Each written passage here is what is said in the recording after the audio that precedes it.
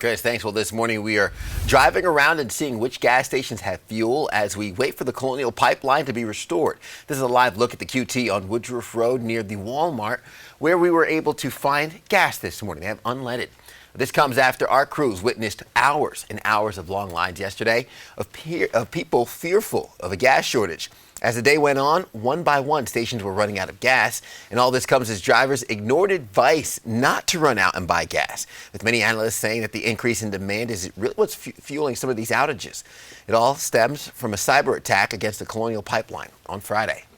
So now the big question is, will you be able to find gas if you need it this morning? And of course, when you can expect things to get back to normal. Yeah, I'm looking forward to those answers. Those are all the questions that our team is working to answer for you this morning, too. Fox Carolina's Justin Dorsey live along Pelham Road in Greenville, watching things as he is out braving the rain, trying to get us answers this morning, Justin. Yeah, as you can already see behind me, a very busy morning here at the QT right on Pelham Road. We've witnessed cars coming in and out. Actually, a couple backups starting to happen here. If you take a look behind me right now, things are died down for the moment, but they're coming in waves this morning.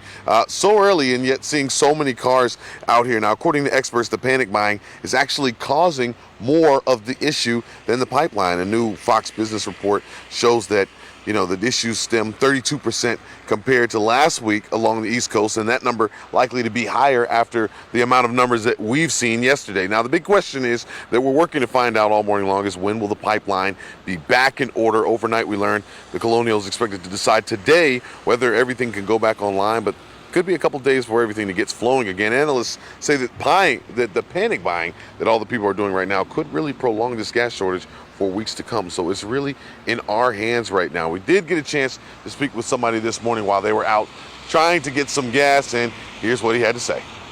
And get what they need when they need it, instead of just running out and topping off their tanks and for lack of a better word, hoarding gas. I think we'd see less of what's going on as far as waits at the pump and, like I said, some of the smaller stations being out.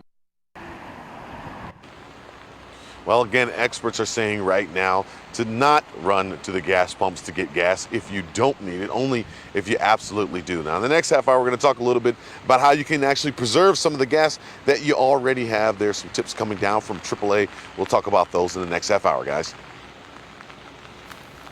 Yeah, we know a lot of folks kind of rushing out there, panic buying, and that's the last thing we want folks to do.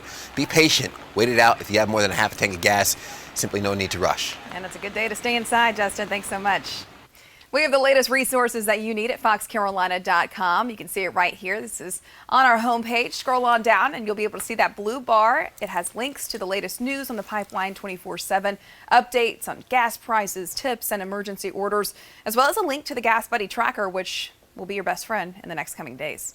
You can also find all of that information on our free Fox Carolina News app.